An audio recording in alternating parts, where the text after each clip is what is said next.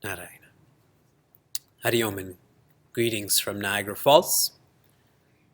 Please repeat after me. Satchidananda Rupaya Vishwotpatyadi Hetave Tapatraya Vinashaya Shri Krishnaya Vayam Numaha.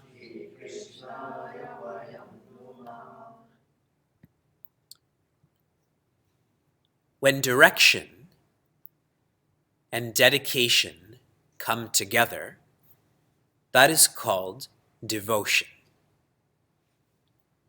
When I have direction in my life and I'm dedicated to that direction, that is called devotion.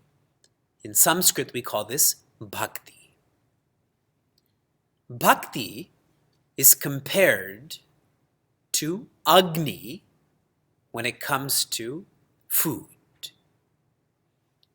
Food manifests. Food becomes meaningful only when there's fire, when there's heat. And if that's not there, then that food is raw. That food is hard to digest. Bhakti makes all more beautiful, more meaningful. Devotion is necessary for enlightenment. Without bhakti, there cannot be mukti. This is the vision of Bhagavata. Bhagavata means Bhagwan. Bhagavata means bhakti. Bhagavata means bhakta.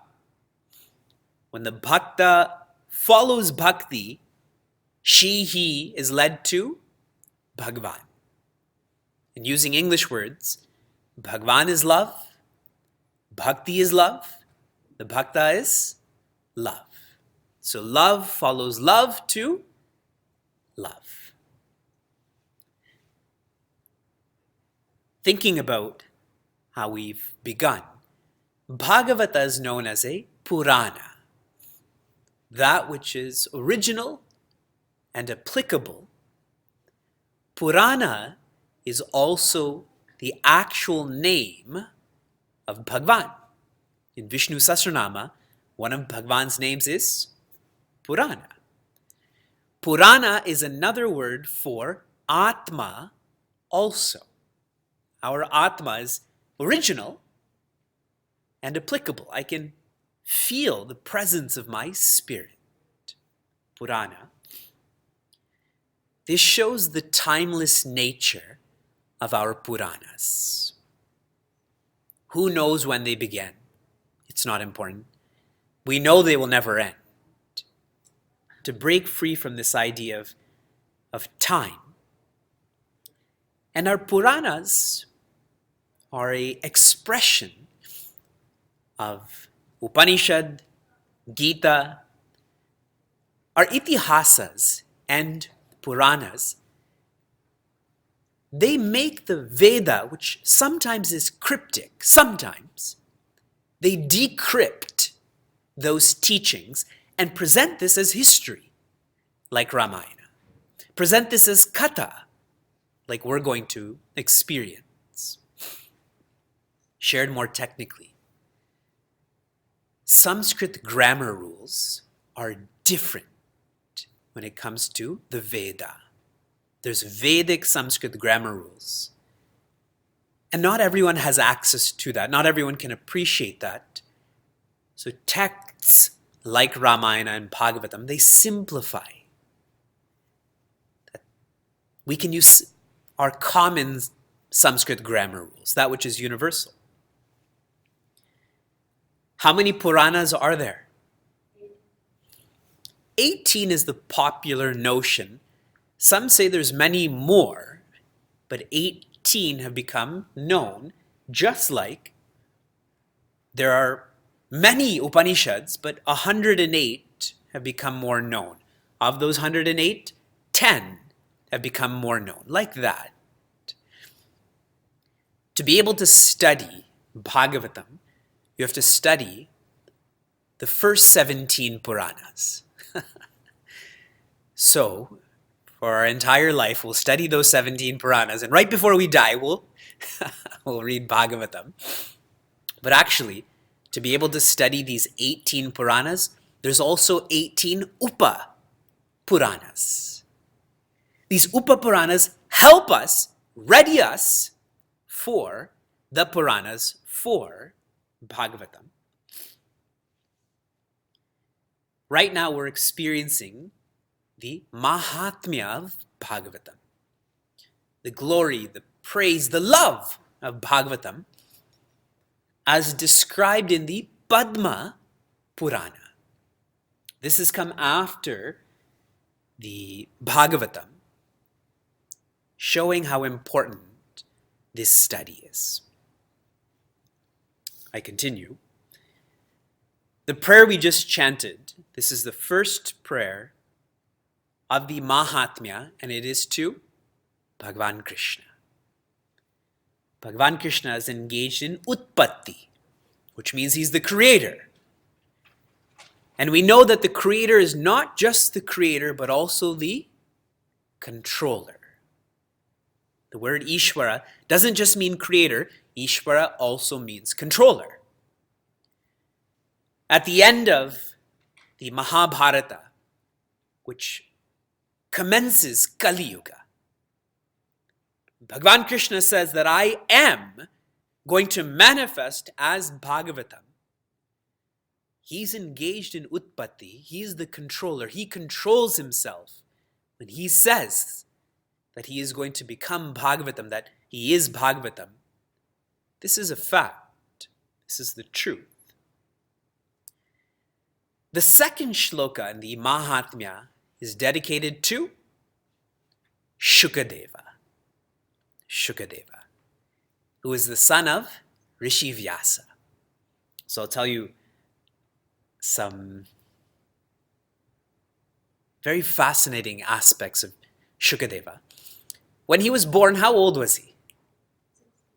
16. Some say 3. He was 12 years old. Like when our son was born, he was essentially 10 months old because he was alive in the womb for 9-10 months. But Shukadeva was 12 years old, older than most of our Balavera students. So how? And more importantly, why? In our samskaras, when an infant is in a mother's womb, they have full knowledge of who they are. They're reveling in being with Bhagavan, like when we go to sleep. When we're asleep to our limits. We return to the lap of God. So Shukadeva said, why would I leave? Here I know who I am. Why would I leave my mother's womb? But his mother was feeling so burdened, that this boy just keeps getting bigger and bigger. So she prayed to her husband, Rishi Vyasa, you need to ask him to leave. You need to instruct him to leave. So Rishi Vyasa was pleading, come out for my welfare, for your mother's welfare. He said, no. If I leave, I'll forget who I am. If I leave, my master will become Maya. And Rishi Vyasa said, I grace you that you will never be touched by Maya. And so when Shukadeva was born, he was born enlightened. Born enlightened, which is why we should name our kids Shukadeva. Yes? Yes. He was born enlightened, and when he was born, imagine he's 12 years old, he just started walking. He left his mother, he left his father, he was just free.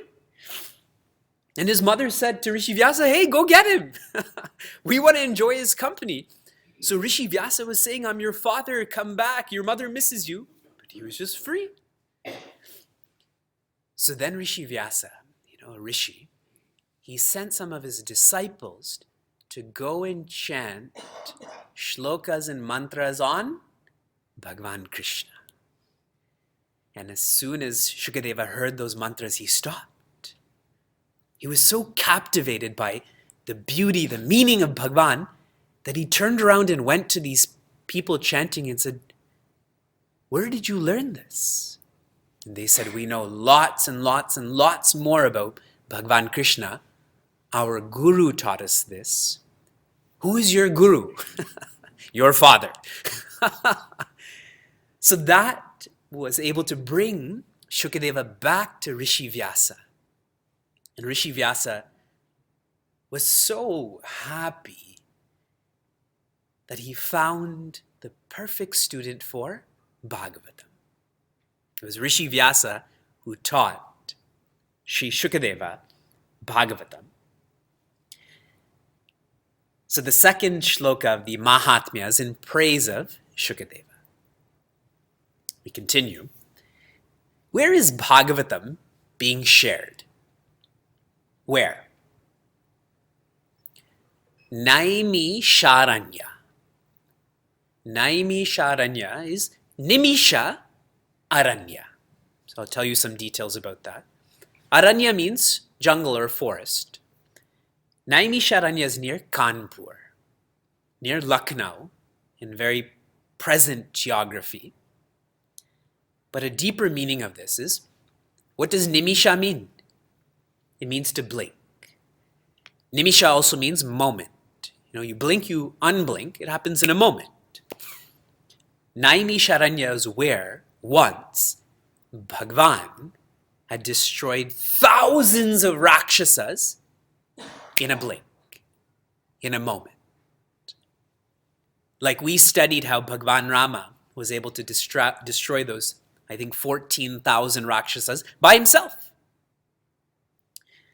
I'll tell you a more subjective meaning, and this is lovely. Once, a group of sadhakas, seekers like us, they went to Lord Brahma and said, so much of your creation is distracting. Please tell us a place where we can engage in sadhana, where we can focus.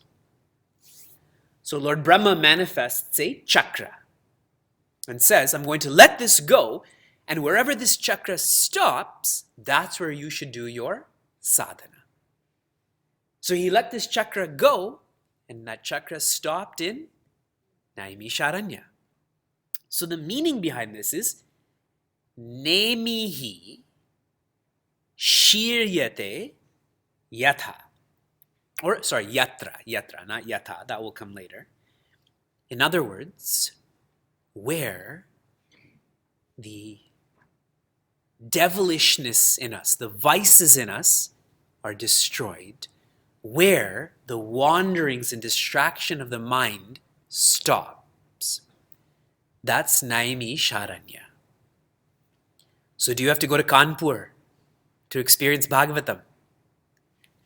You can experience this through cyberspace, no? This is our Naimi Sharanya, no? If your mind is focused. If your mind is not focused, this book can be on your head and still there will be no Bhagavatam. Once, in Naimi Sharanya, there was 88,000 sadhakas engaged in yajna. 88,000 people practicing sadhana, practicing rituals. And these are long rituals, heavy sadhana. just to give you a reference. How long did your wedding ceremony take place? The actual ceremony? Maybe a few hours.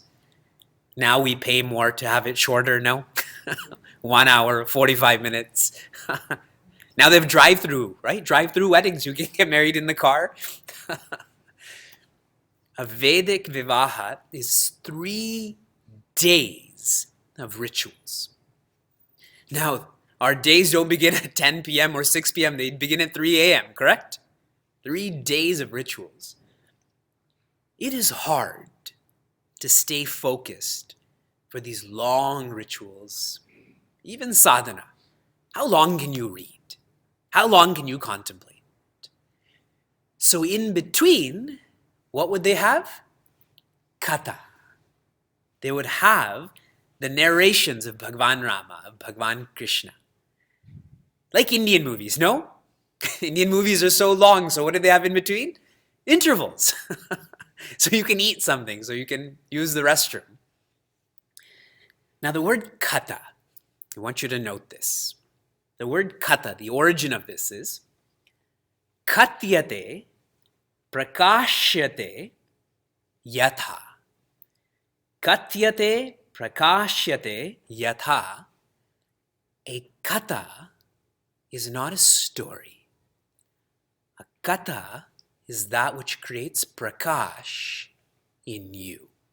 What does prakash mean? Light or understanding. Creates understanding.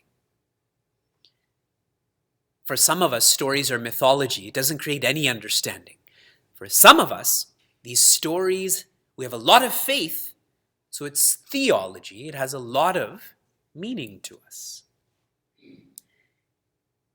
In this particular katha, one of the greatest rishi householders, a famous name, does anyone know? Shaunaka Rishi.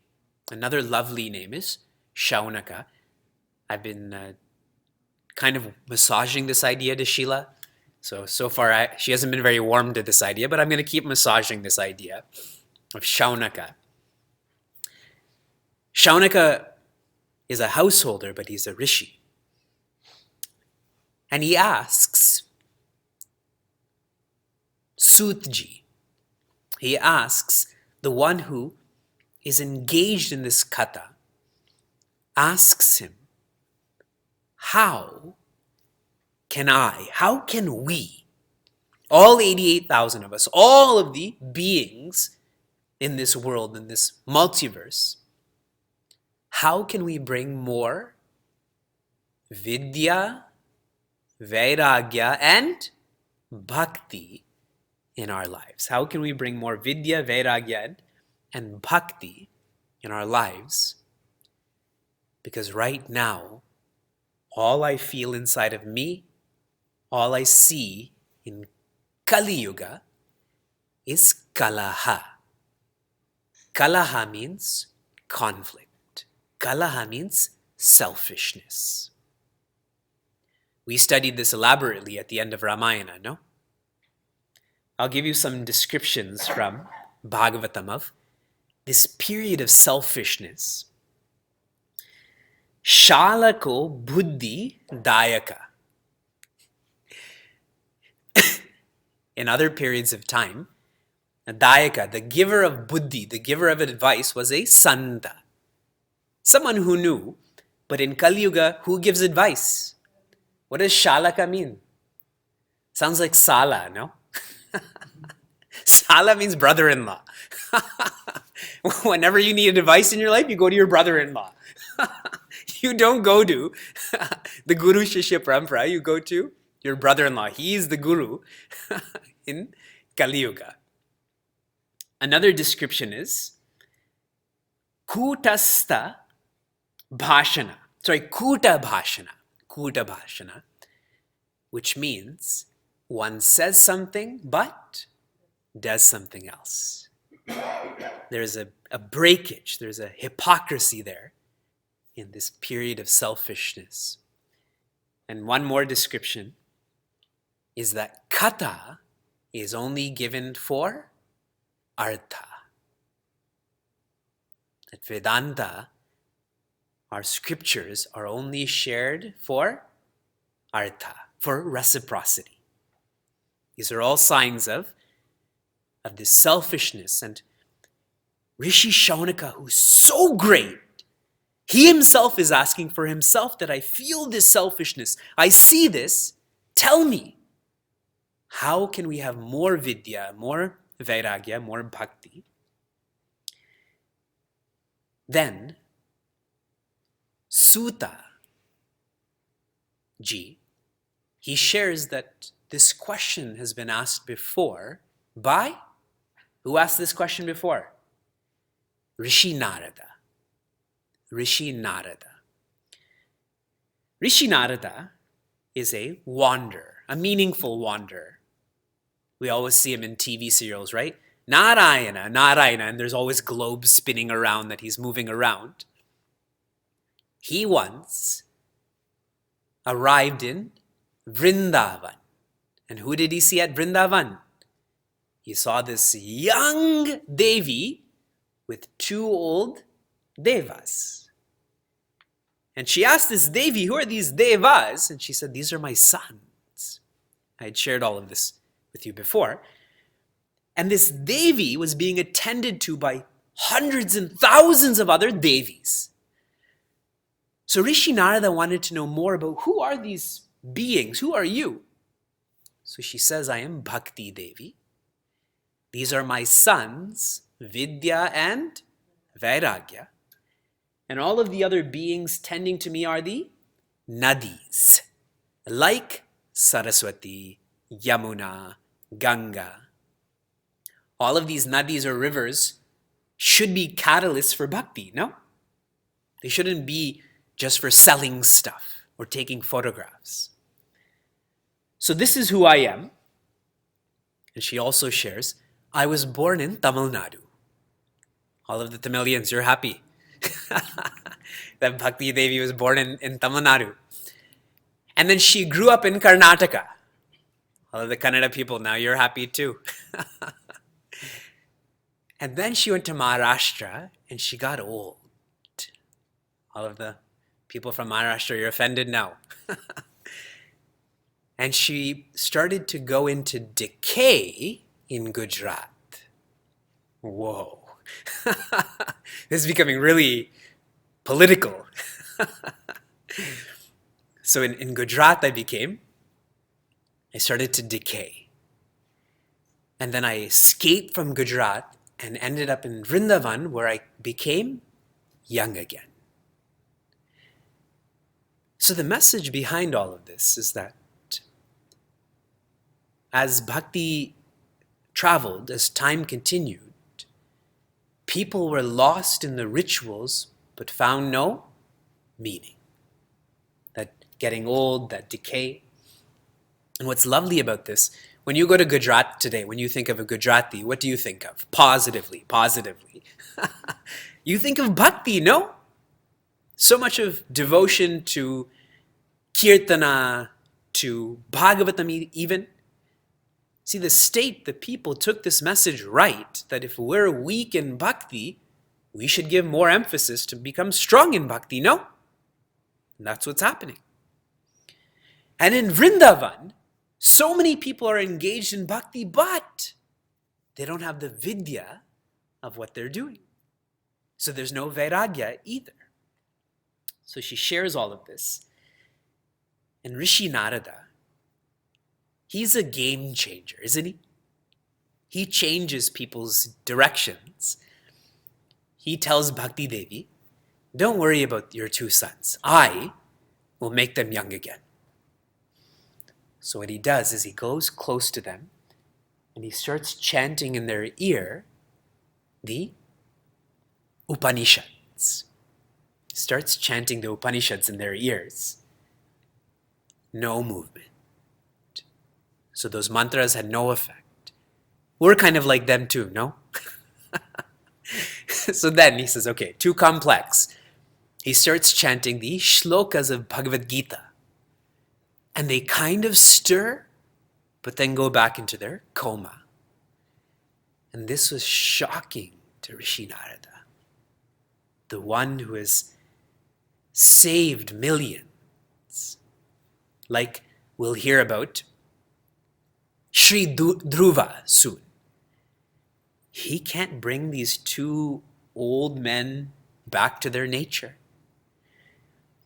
So in his frustration, in his sadness, he goes back to wandering, and he ends up going home really to his elder brothers, the Kumaras.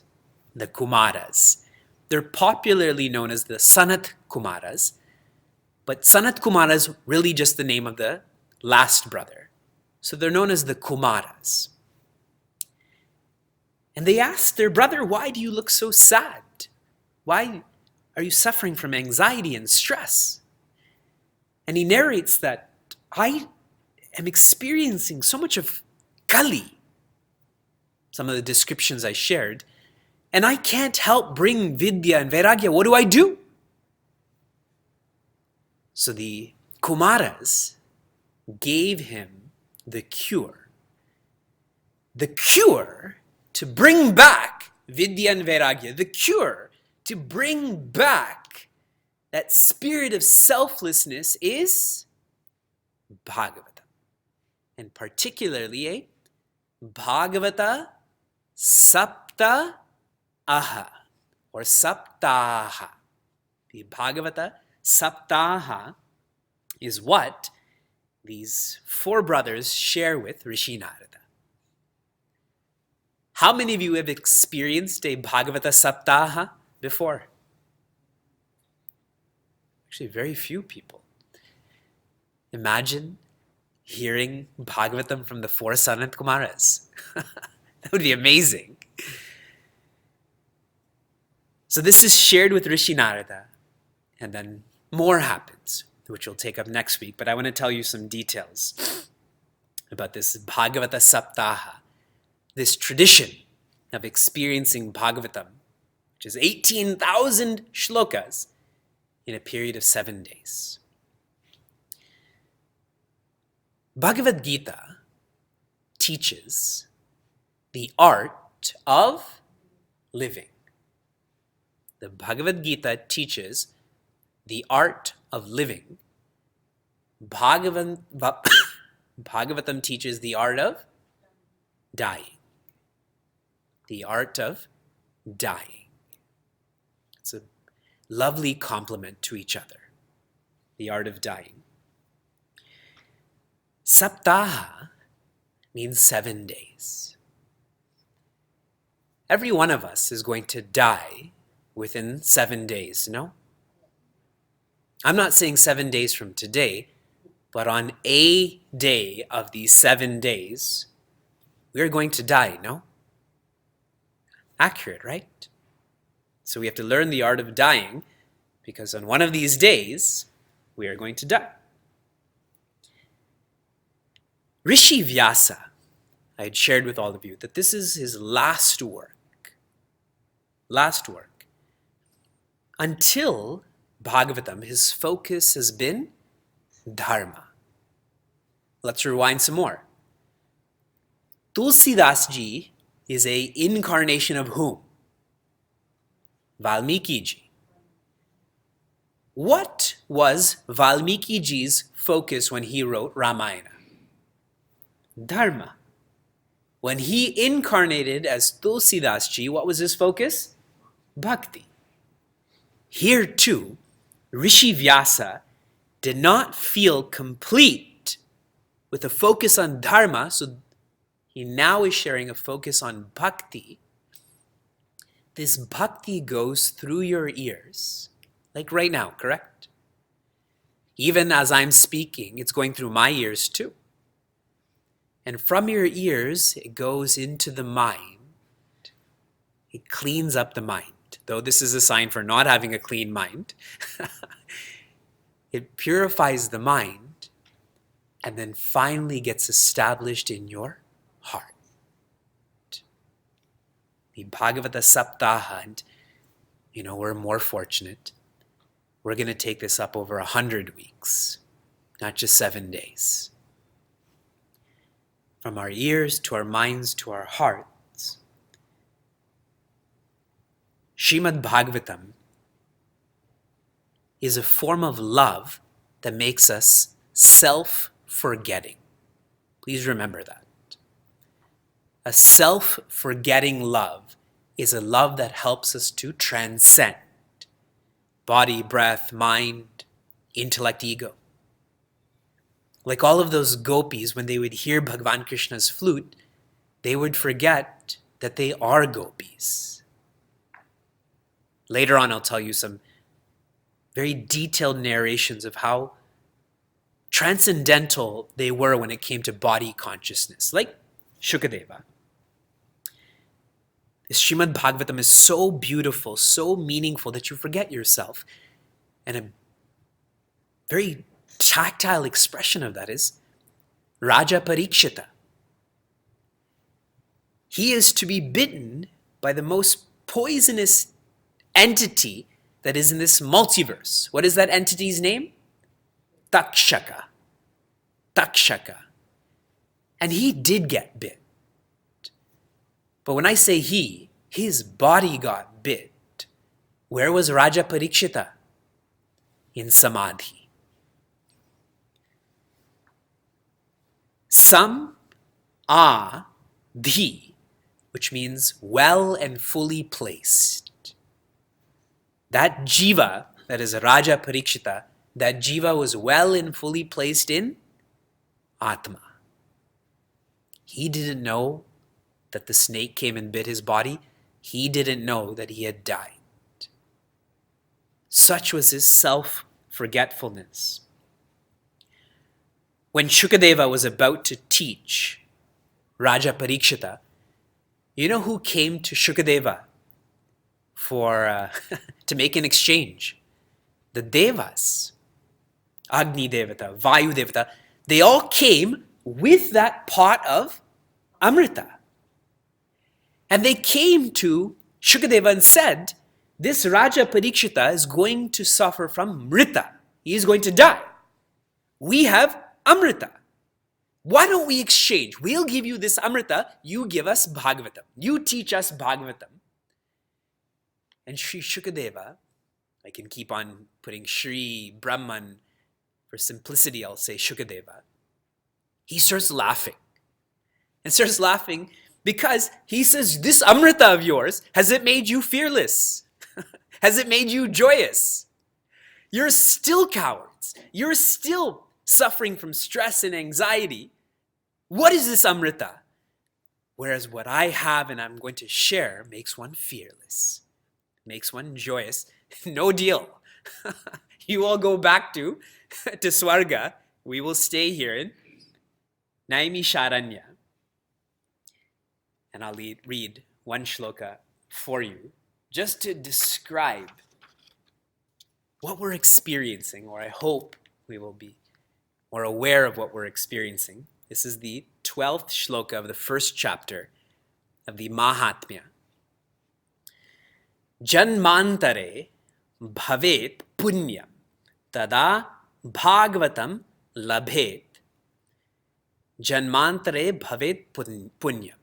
It is only on the fruition of lifetimes of punya, or selflessness, tada bhagavatam labhet, that one gains or gets to experience Bhagavatam. And here we all are. Like I mentioned, 100 weeks, maybe longer, that we get to revel in Bhagavan Krishna, in Bhagavatam. To think deeply about what did we deserve to have this experience. Oh.